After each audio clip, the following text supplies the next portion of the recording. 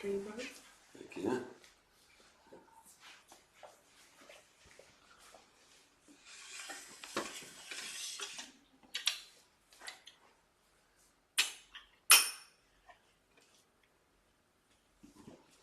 Hare Krishna, Aditya, Mother Rukmini.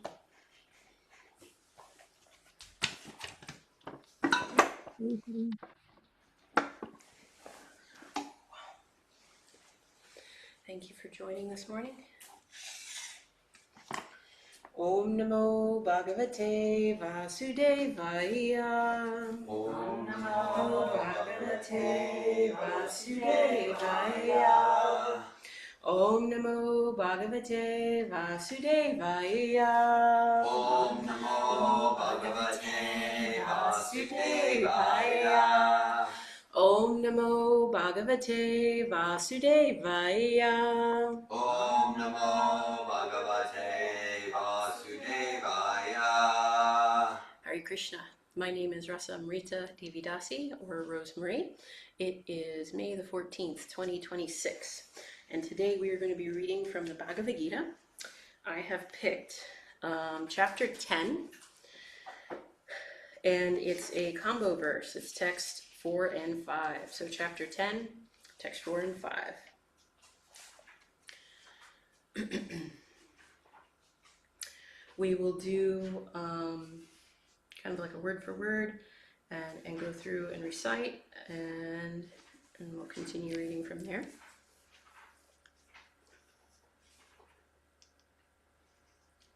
All right. Budhir, Yanam, Asammoha, Sama, Satyam, Dhamma, Sama, Sukham, Dukam, Bhavo, Bhayam, Kabhayam, Evacha, Ahimsa, Samatha, Tushtish, Tapo, Dhanam, Yaso, Yasa, Bhavanti, Bhava, Bhutanam, Mata, Eva, Pritag, Vida. All right. Budhir Gyanam Masamoha,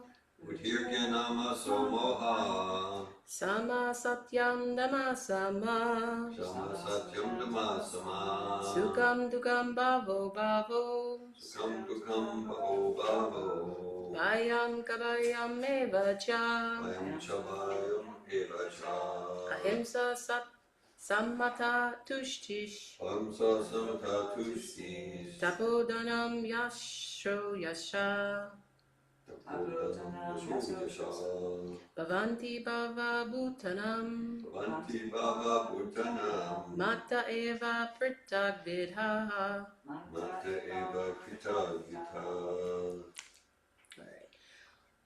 Budhir Gyanam Asomoha, Sama Satyam Dhamma Samha, Sukam Dukam Bhavo Bhayam Kabayam Evacha, Ahimsa Samatha Tushtish, Tapodhanam Yaso Yasha, Bhavanti Bhava Bhutanam, Mata Eva Pritag Vidaha. Would anyone like to repeat the verse? Budiryanam asamoha, Budhiryanam Asamoha, Shama satyam dhamma samaha, Satyam Dhamma Samaha, Sukam Sukam dukam bhavo bhavo, Dukam Bhavo Vayam chayam vayam evacha, Bhayam Cha Bhayam Evacha, Ahimsa samata twistis, Ahimsa Samata Tushtish, Tapodhanam haso yasaha, Tapodhanam Yaso Yasha, Bhavanti Bhava Bhutanam, Bhavanti Bhava Bhutanam, Mata Eva Pritak Vidaha, Mata Eva Pritag Vidaha. Buddhirgyanamaso moha. Buddhirganamaso moha. Kshama satyam dhamma shamaha. Sama Satyam Dhamma Samaha. Sukham dukham bhavo bhavo. Sukham Dukam Bhavo Bhavo. Bhayam cha bhayam eva cha. Bhayam Cha Bhayam Eva Cha. Ahimsa samata tushtish. Ahimsa Samata Tushtish. Tapodanam yasho yasha. Tapodanam Yasho Yasha. Bhavanti bhava bhutanam. Bhavanti Bhava Bhutanam. Mata eva pitad vidha. Mata Eva Pritag Vidha. Hare Krishna. Anyone online would like to repeat the verse?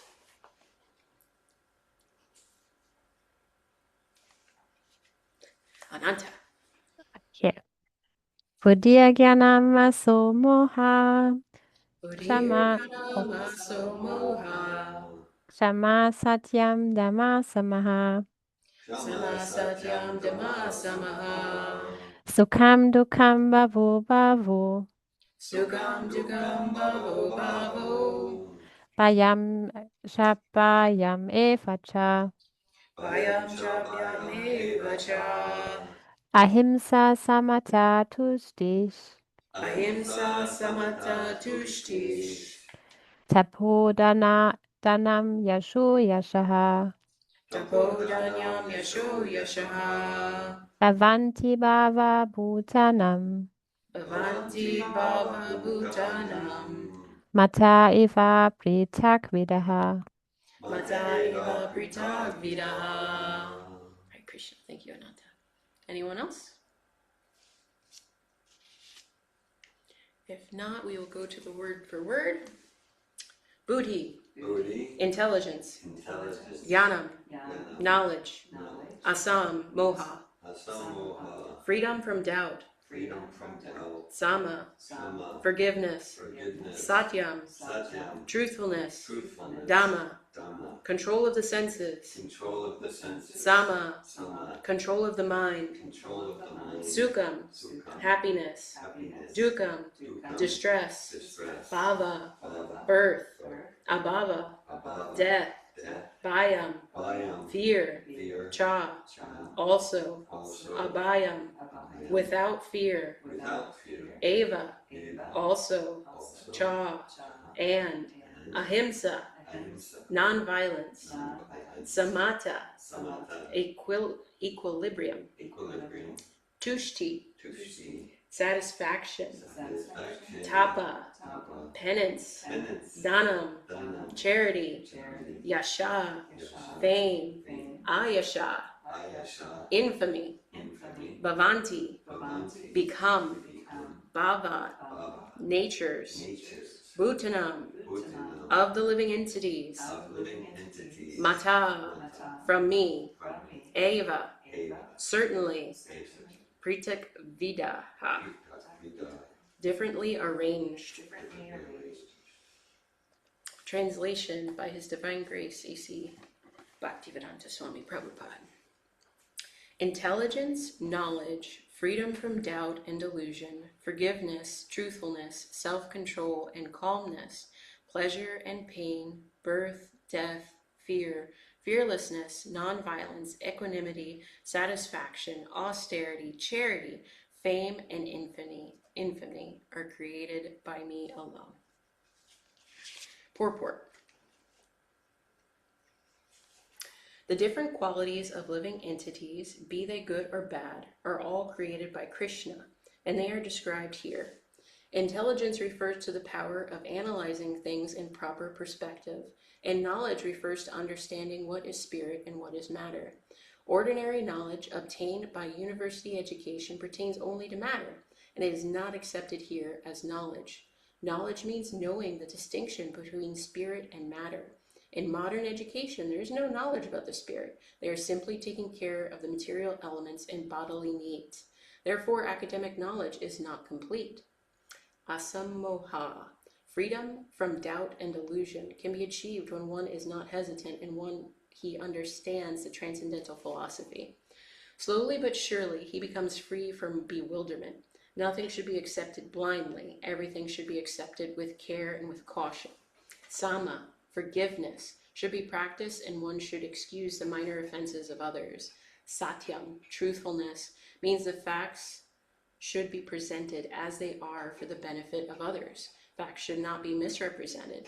According to social conventions, it is said that one can speak the truth only when it's palatable to others, but that is not truthfulness. The truth should be spoken in a straightforward way so that others will understand actually what the facts are. If a man is a thief, and if people are warned that he's a thief, that is truth. Although sometimes the truth is unpalatable, one should not refrain from speaking it. Truthfulness demands that the facts be presented as they are for the benefit of others. That is the definition of truth. This is a long purport, by the way. I hope you guys are ready for it. Jai Srila Prabhupada. Jai. Self-control means that the senses should not be used for unnecessary personal enjoyment. There is no prohibition against meeting the proper needs of the senses, but unnecessary sense enjoyment is detrimental for the spiritual advancement. Therefore, the senses should be restrained from unnecessary use. Similarly, the mind should not indulge in unnecessary thoughts. That is called sama, or calmness. Nor should one spend one's time pondering over earning money. There is a misuse of thinking power. That is misuse of thinking power. The mind should be used to understand the prime necessity of human beings, and that should be presented authoritatively. The power of thought should be developed in association with persons who are authorities in the scriptures, saintly persons, and spiritual masters, those whose thinking is highly developed.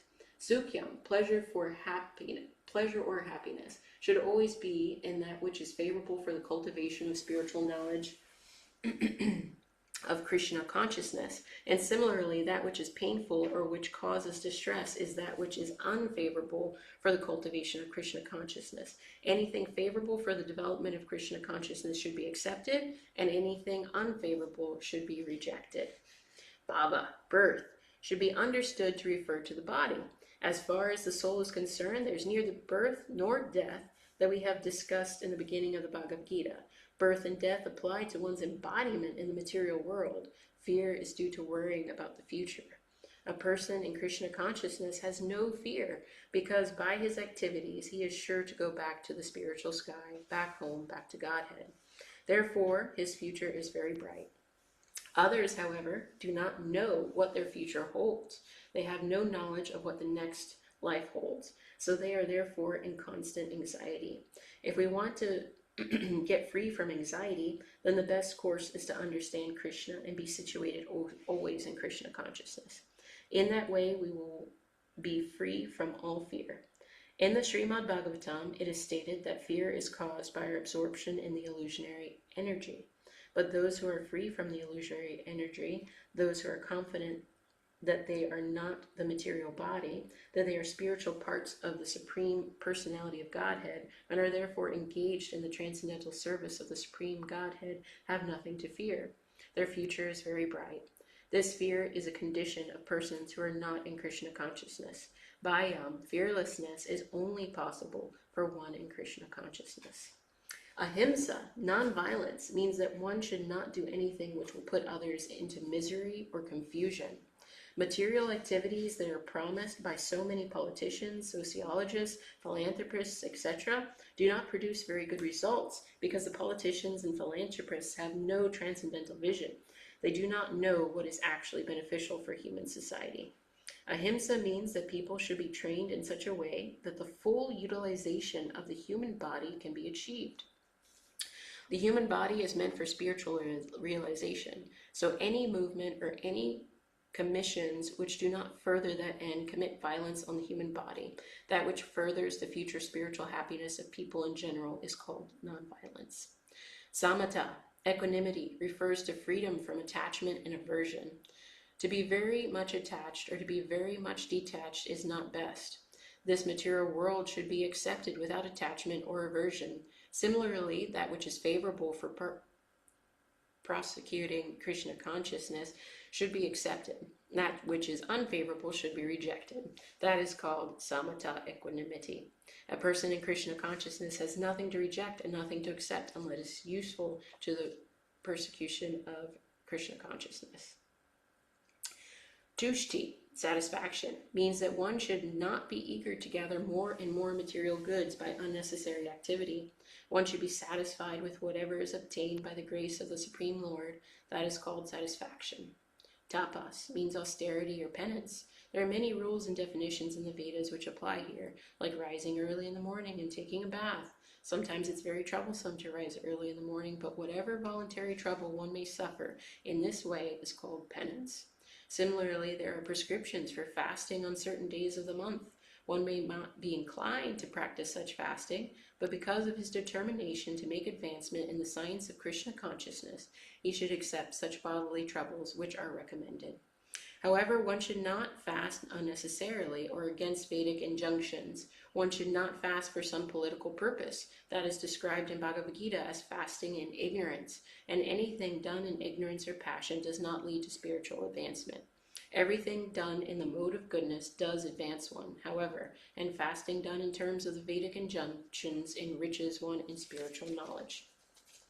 As far as charity is concerned, one should give 50% of his earnings to some good cause. And what is a good cause? It is that which is conducted in terms of Krishna consciousness. That is not only a good cause, but is the best cause, because Krishna is good, because his cause is also good. Thus, charity should be given to a person who is engaged in Krishna consciousness. According to Vedic literature, it is enjoined that charity should be given to the Brahmanas. The practice is still followed, although not very nicely in terms of the Vedic injunction. But still, the injunction is that charity should be given to the Brahmanas. Why? Because they are engaged in higher cultivation of spiritual knowledge. A Brahmana is supposed to devote his whole life to understanding Brahman. A Brahmayana is one who knows Brahman. He is called a Brahmana. Thus, charity is offered to the Brahmanas because, since they are always engaged in higher spiritual service, they have no time to earn their livelihood. In the Vedic literature, charity is also to be awarded to the renounced order of life, the sannyasi. The sannyasis beg from door to door, not for money, but for missionary purposes. The system is that they go from door to door to awaken the householders from the slumber of ignorance. Because the householders are engaged in family affairs and have forgotten their actual purpose in life, awakening their Krishna consciousness is the business of the sannyasis to go as beggars to householders and encourage them to be Krishna conscious. As it is said in the Vedas, one should awake and achieve what is due him in his human form of life. This knowledge and method is distributed by the sannyasis. Hence, charity is to be given to the renouncer of life, to the Brahmanas, and similar good causes, not to any whimsical cause. Yasha, fame, should be according to Lord Chaitanya, who said that a man is famous when he is known as a great devotee. That is real fame. If one has become a great man in Krishna consciousness and it is known, then he is truly famous. One who does not have such fame is infamous. All these qualities are manifest throughout the universe in human society and in the society of the demigods. There are many forms of humanity on other planets, and these qualities are there. Now, for one who wants to advance in Krishna consciousness, Krishna creates all these qualities, but the person develops them himself from within. One who engages in the devotional service of the Supreme Lord develops all the good qualities as arranged by the Supreme Lord. Of whatever we find, good or bad, the origin is Krishna. Nothing can manifest in this material world which is not Krishna, which is not in Krishna. That is knowledge. Although we know that things are differently situated, we should realize that everything flows from Krishna. Hare Krishna. So before I say anything, I'm going to do the invocation. For those in person, I would definitely recommend your accompaniment. And then for anybody online, I would say, keep yourself on mute, but it's on page 1 if you want to read it. Om Ganitamirandasya Gananjana Shalakaya Chakshur Umilitam Yena Tashmai Shri Guruve Namaha Shri Chaitanya Manobishtam Shtapita Yena Bhutale Swayam Rupa Ganamayam Dadati Svapadantikam Vandeham Shri Guru Shri Yuta Padakamalam Shri Guru Vaishnavamscha Shri Rupam Sadashatam Sadhanaratam Vitam Jam Jivam Sadvaitam Savadutam Parijananitam Krishna Chaitanya Devam Shri Radha Krishna Padam Sagana Lalita Shri Vaishnavamscha Hey Krishna Karuna Sindhu Dino Bandhu Jagatpate Gopisha Gopika Kanta Radhakanta Namostute Tapta Kanchana Gourange Radhe Vrindavaneshwari Vishwabanu Sute Devi Prananami Hari Priye Vanchakalpa Jubascha Kripa Sindhu Bhyevacha Patitanam Pavanebhyo Vaishnavebhyo Namo Namah Jaya Shri Krishna Chaitanya Prabhu Nityananda Shri Advaita Gadadhar Shri Vasari Gaura Bhaktavrinda Hare Krishna Krishna Krishna Hare Hare Hare Rama Rama Rama Hare Hare Namo Om Vishnu Padaya Krishna Pristaya Bhutale Srimate Bhaktivedanta Swami Iti Namine Namaste Saraswati Devi Gauravani Pacharine Nirvishesha Sunyavadi Prashchachita Satarine. Hare Krishna. So, I chose this because I cracked open the Bhagavad-gita and it was there. And it was perfectly complete for where I'm at and wondering about. Yes. Very good. Hare Krishna. Wondering about developing character. And in this verse, it's so nicely given to us and described. So, in the past, I've taken solace in a verse from the Bible, Matthew 5:6. Blessed are those who hunger and thirst for righteousness, for they will be filled. And that's not self-righteousness, right? It's different. Righteousness based in humility. So, like the verse, Trinadapi Sunechena Jaror Eva Sahishuda Amina Manandena Kirtanya Sadahari. One should chant the holy name of the Lord in a humble state of mind, thinking oneself lower than the straw on the street. One should be more tolerant than a tree, devoid of all sense of false prestige, and ready to offer all respect to others. In such a state of mind, one can chant the holy name of the Lord constantly. Hare Krishna. So, and how does that tie in? Well, we're told in the scriptures that we're given character by Krishna, right? So he maintains all that we have and he carries all that we lack. And how do we gain better character? Through service, right? When we serve Krishna, he helps us. And Srila Rupa Goswami in the Nectar of Devotion describes and counts the ways of devotional service, and of all the ways of devotional service, the ones that are prioritized are hearing and chanting. And really, if we do this, we're okay, right? And like I said, to do it in a humble state of mind, and then you can chant constantly. And Srila Rupa Goswami described in the Nectar of Devotion purification of the consciousness, purification of activities, austerities, peace of mind. They all become manifest in the person that is engaged in this devotional service.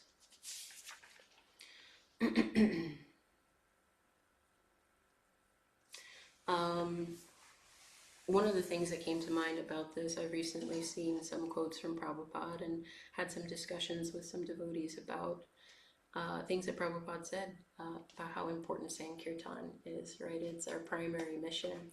And someone said to me, Prabhupada didn't want us to be in the temple just being bell ringers, right, and just stay confined to the four walls. He wanted us out, sharing the holy name, chanting, doing kirtan, and this is the priority. And I've even seen some quotes, and I don't know, right, because they're just like online and social media, but people saying things like Prabhupada said, temple can be closed, deity worship can stop, but Sankirtan must continue. We must do this. So I wanted to talk about that and how important it is, because we can get lost and over-focus on certain aspects. In the Krishna book, it's mentioned, I was recently reading a certain chapter 80 in my book. It's titled The Brahmana Sudama Benedicted by Lord Krishna. I want to bring up that story because it's a very good example of Krishna isn't an order supplier, right? So it's not like, hey Krishna, give me this and that, and it's not quite how it works, right? So not a blade of grass moves except for the will of Krishna. And when we want things, and things happen differently, we might say, well, what's going on? I feel I'm sincere, I feel I'm devoted, and why aren't things moving in a way that I find good or pleasing? But Krishna is our maintainer, and whatever is provided to us, whether it's success or failure, or if it's monetary prosperity or poverty, it's been given to us purposefully by Krishna to maintain us. And so this example in this story is from the Brahmana Sudama. There's pastimes in Krishna book about him being a boarding house mate with Krishna under their guru, and like getting lost in a forest together, and there's a big storm, and there's all this story about it. And so anyway, time passes, and this Brahmana is poverty stricken. He's a householder with his wife, and the wife asks him, please, you're such good friends with Krishna, go speak with Krishna and have him help us. So before he leaves, they're so poor that the wife begs the neighbors for an offering, and it's chipped rice. So she gives the husband chipped rice for him to go see Krishna. And really, she really had to convince him. He didn't want to go ask Krishna for anything, but what convinced him finally is like, well, I get to go see my good friend. And he thought, okay, I get to go see my good friend. And so he takes the journey to go see Krishna, and he's received so warmly by Krishna. And Krishna knows everything that's in our hearts, right? So in a teasing kind of way, or at least that's the way I read it in this story,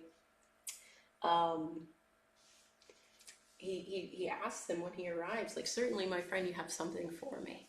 And the Brahmana is ashamed. He doesn't want to offer Krishna the chipped rice. And so he doesn't say anything. He doesn't say anything. And Krishna asks again and again. And finally, Krishna says to him, my dear friend, certainly I am not in need of anything. But if my devotee gives me something as an offering of love, even though it may be insignificant, I accept it with great pleasure. On the other hand, if a person is not a devotee, even though he may offer me a very valuable thing, I do not like to accept it. I actually accept only things which are offered to me in devotion and love. Otherwise, however valuable the thing may be, I do not accept it. If my pure devotee offers me even the most insignificant things, a little flower, a little piece of leaf, a little water, but saturates the offering in devotional love, then I'm not only gladly accept such an offering, but I eat it with great pleasure. And so the Brahmana didn't speak up, and Krishna took the chipped rice out of his little sack and said, oh, this is for me. And he began to eat it with great pleasure. And his wife, Mother Lakshmi, was there. And Rukmini, thank you. And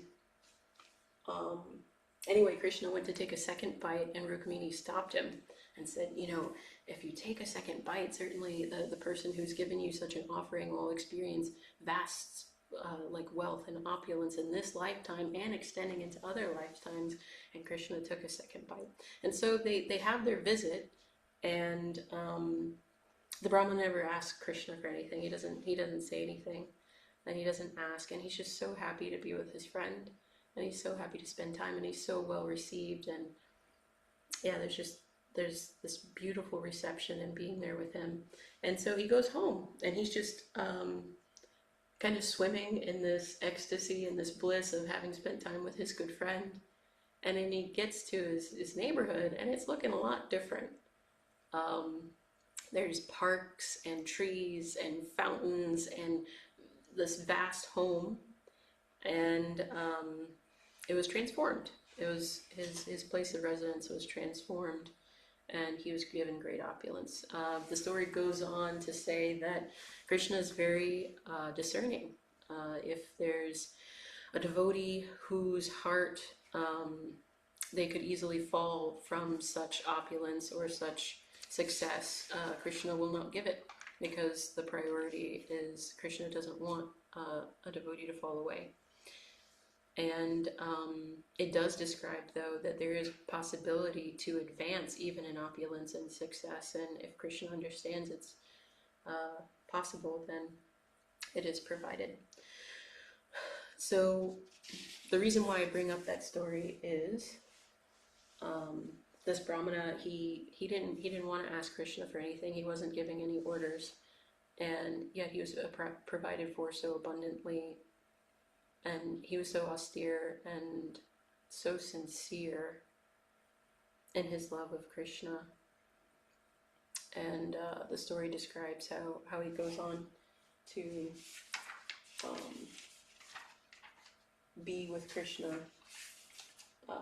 after that life, and how he didn't fall, and he served the Lord with all the opulence and the resources that he was given.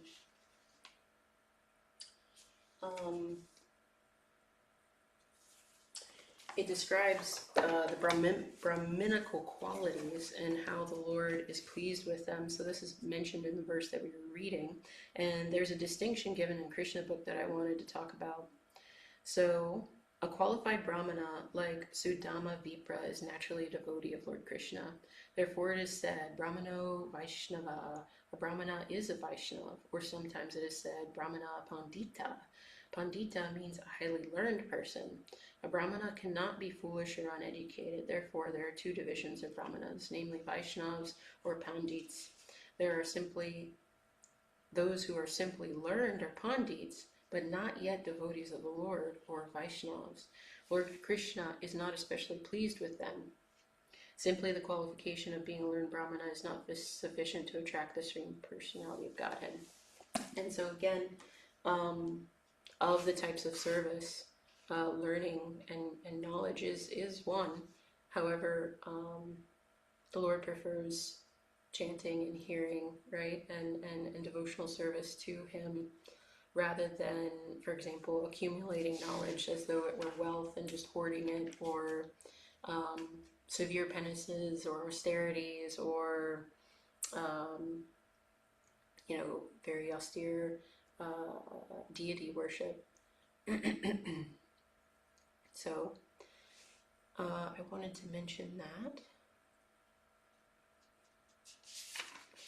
And just going back to the verse and all the qualities that it mentions in character, right?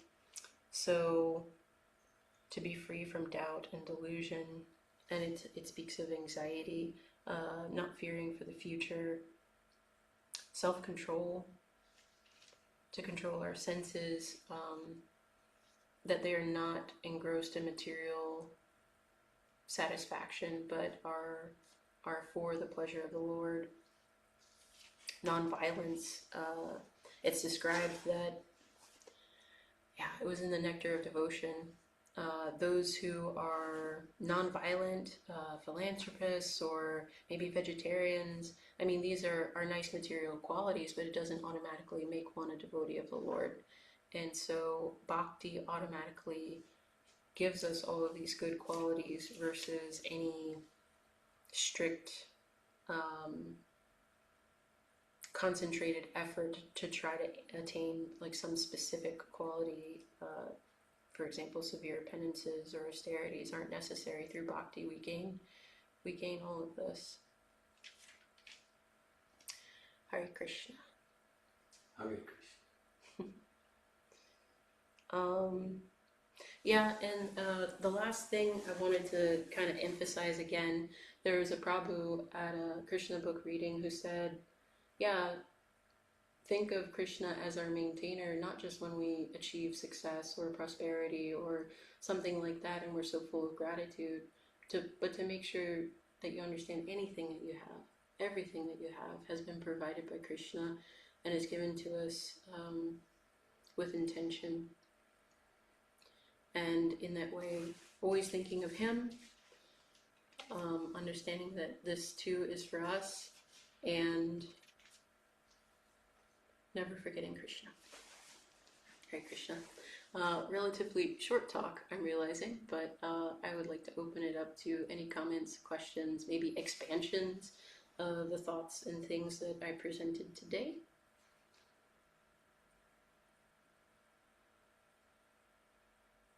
Hey, Raina. Welcome.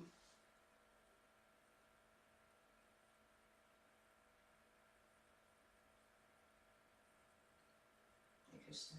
Hare Krishna, Anastuya. I'll say what I found kind of interesting in what Prabhupada had in the Purport was about fasting, and that not just to fast for political reasons or for other ventures. And so I was thinking of Gandhi, and I was thinking Gandhi is for nonviolence, and he is he's known, he's very well known, he's famous, and so I was thinking how effective it was in his mission to a degree, and so, and yet there's still distress. There's still a lot of distress, and so I guess I'm just looking at that to say, what are my reasons for fasting? And so with Ekadashi, I really appreciate there's 2 times during the month that I can choose if I'd like to fast and to be more absorbed in the scriptures and chanting. And to me, that's what Prabhupada is making that distinction between what is the purpose of the fasting. And so, but he didn't name Gandhi, but I wondered if he was thinking of Gandhi. I think it's safe to say he's definitely referencing Gandhi without naming him. Okay. I think that's very safe to say. Okay, because that's exactly where I went. Completely. And because of the time of when Prabhupada would have written this purport, I was thinking that was beneficial for me to see that stark contrast. Thanks for that. And there's so much in the purport. Yes. Thank you, Rasamrta, for your class and discussion and presentation. And because it is, it's sort of like more than 4 page purport. Yes. I don't know if I've ever in 46 years chosen that verse because I like to read the whole purport. So I'm very glad you did. I've read that, but chosen it for a class and discussion. So I'm very glad you did. The entire courses could be developed on that purport. So where to go, and I like what you kind of highlighted. Srila Prabhupada in his pastimes, like in his young adult years before he met Srila Bhaktisiddhanta, he was a follower of Gandhi, and like that. And that's what. So in his first meeting with Srila Bhaktisiddhanta there in 1922, the Calcutta Gaudiya Math argued with him. He said, well, who's going to listen to the message of Lord Chaitanya if India is a subjugated country? And then later Prabhupada would say, I argued and I was happily defeated. And that's when Prabhupada transformed into pastime. Of course, Prabhupada's always a pure devotee, but he has his pastimes. And he transformed to like some mundane political movement's you're not gonna get at the root of the suffering. And he became a disciple of Srila Bhaktisiddhanta. And Prabhupada would say, and on that day, when he accepted Srila Bhaktisiddhanta's mission as his own life and soul, he said that was the real initiation. And then 11 years later, in 1933, he got the formal initiation, which is also transcendental when done according to the Parampara system. And so Srila Prabhupada, and he says right in that part of the purport about the fasting, he says, but if one acts in sattva, then there's always going to be advancement. Whereas like if we have other motives around fasting, then it's probably doing more harm than good. And it's interesting because now we're studying in our Bhagavad-gita course, chapter 17, and that is about food in the different modes, and like everything can be done in the different modes. In chapter 16, there's a purport where Srila Prabhupada also talks about ahimsa and non-violence, somewhat similar to here. And he said, basically, if we do something one-on-one or in a group, and we're not supporting each other in self-realization, super soul connection, and Krishna consciousness, that's violence. That we're wasting each other's time.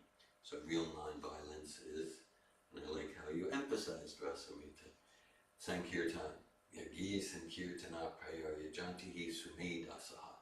That's a text from Srimad Bhagavatam Srila Prabhupada often quotes. It's a key text. It's a Bhagavatam verse that predicts the appearance of Lord Chaitanya in the Sankirtan movement. That those with real intelligence, those with spiritual intelligence will embrace and dedicate their life to the Sankirtan movement. And those references you alluded to from maybe social media, they're accurate. In Srila Prabhupada actually, you paraphrase, but there's not so that we do not want to denigrate Archana and deity worship. Like this morning, you both brought flowers, and this is Archana, so this is such an important process. And Srila Prabhupada established temples with gorgeous deity worship, like that, so that's not to be minimized. And most important is the Shravanam Kirtanam, chanting and hearing. Chanting and hearing, and distributing chanting, hearing, philosophy, kirtan, japa, and prasadam. In this, I'm reminded that there's a pastime. Srila Prabhupada did not have like physical in-person association with Srila Bhaktisiddhanta much, but in one of those associations, it's getting well into the 1930s, and Srila Bhaktisiddhanta is with Srila Prabhupada, and Bhaktisiddhanta had established like some gorgeous temple in Calcutta, like the main center of the body of Mach. And Srila Bhaktisiddhanta confided in his young disciple, Srila Abhay Charanaravinda. Bhaktisiddhanta said, oh, I wish we could sell the marble and print books, because again, not to minimize or denigrate or invalidate building gorgeous temples for Krishna, it's a wonderful service. And Bhaktisiddhanta was seeing that now that they had this temple, this gorgeous place, some of the leading leaders of his movement, they were like bickering and fighting, who's going to get the corner room, who's going to get the best room, and like all this completely non-spiritual stuff.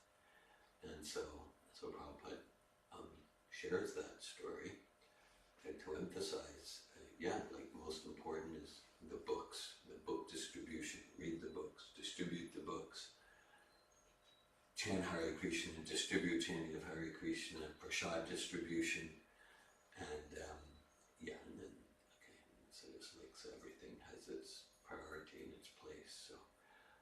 appreciate that you chose this verse, Rasamrita, and where you focus. Hare Krishna. Hare Krishna. Thank you both for your sharing. And Asuya, something that comes to me from what you shared is something from another class, which is there are means and then to what end, right? So to the extent that we're not focused on Krishna, focused on God and how to serve Him, yeah, it's a means, and then to what end? What are we actually accomplishing with our activities? And Dear Govinda, some of the things that you had mentioned, yeah, in the small reading that I did about this, like you said, it's not to denigrate or diminish, and I hope I didn't come off that way, but that all of these things are important and they're valid and they're to support. They support the distribution and the sharing of God's names. And then also, I'm remembering reading in, I think it was the Nectar of Devotion, as it describes all the different services. It does say that to do any one will cleanse you and purify you, right? So, and that's where we're being authentic and genuine to ourselves. And what is our temperament and tendency? What are we attracted to? What is our real service to Krishna? And by focusing on any one of those that really calls to us, then we achieve that goal. True. Hare Krishna. Is there anyone online who has a comment or a question or would like to add?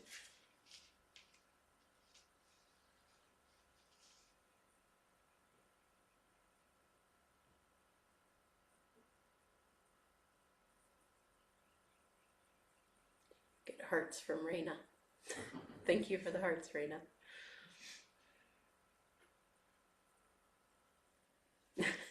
We've just got a series of emoticons now.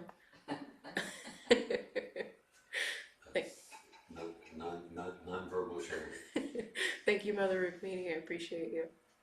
Hare Krishna. Thank you guys so much for joining. I guess I'll share a little bit more personally and just saying, yeah, I found this very inspiring because I hope to grow in character, and in my time in this lifetime, I've tried to do it from sheer force of will, and that wasn't working.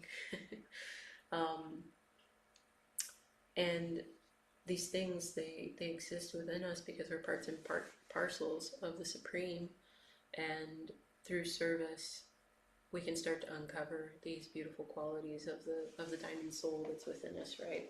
And so my little bit of experience in bhakti has been these things that I've been trying to will and trying to force into my life come so easily, and I just have little drops here and there, right? But they're vast compared to the progress that I was not making before.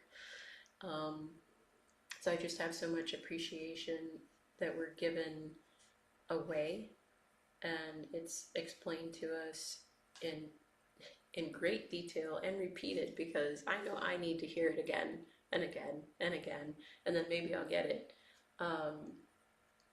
And I just feel that there's so much grace and there's so much mercy, so that way we can begin to uncover that and be less hidden to ourselves and grow our relationship with Krishna.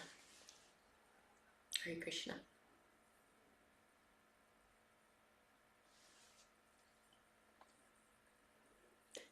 More emoticons, thank you. Appreciating you. Yes, there's a lot of love. I feel the love. Thank you guys so much for joining and taking your time on a Thursday morning to read and hear with me. It means a lot to me. And I look forward to greater association and doing this more often. And yes, thank you. Hare Krishna. Bhagavad-gita ki. Jai. Srila Prabhupada ki. Jai. Hare Krishna. Hare Krishna.